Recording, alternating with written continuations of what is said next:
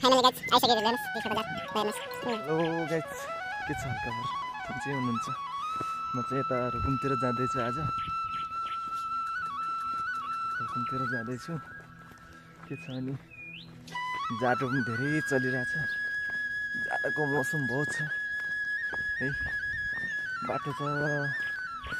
धेरै उकालो छ म चाहिँ अहिले गाउँतिरै छु जाँदैछु रुकुमतिर अनि तपाईहरु भन्नुस् के छ तपाईहरुको हालखबर अनि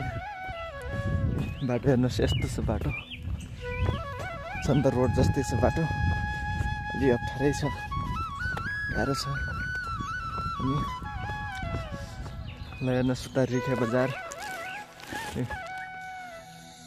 यो चाहिँ रिखे बजार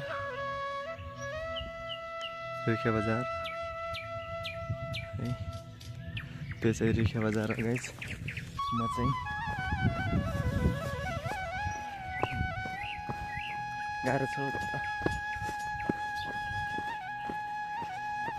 रुकुमतिर केटाहरू छन् धेरै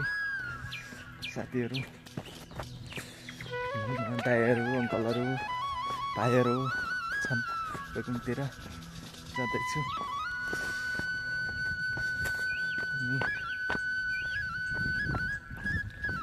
अब यहाँबाट जाम्ने खोला पनि आउनु लाग्यो थोरै छ जाम्ने खोला म हजुरलाई देखाइदिन्छु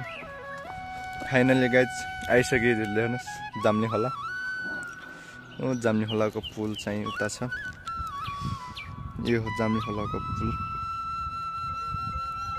यो चाहिँ जाम्ने खोला यतापट्टिको चाहिँ राउत गाउँको गाउँ हो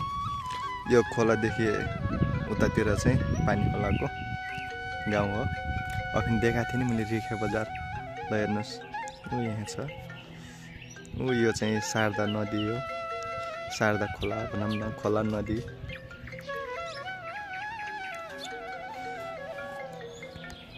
देख्नु पनि गाइस कस्तो रहेछ शारदा नदी जाम्ने खोला रिखे बजार बाँकीहरू रुकुम गई चाहिँ देखाउन चाहन्छु नेक्स्ट भिडियोमा ओके बाई बाई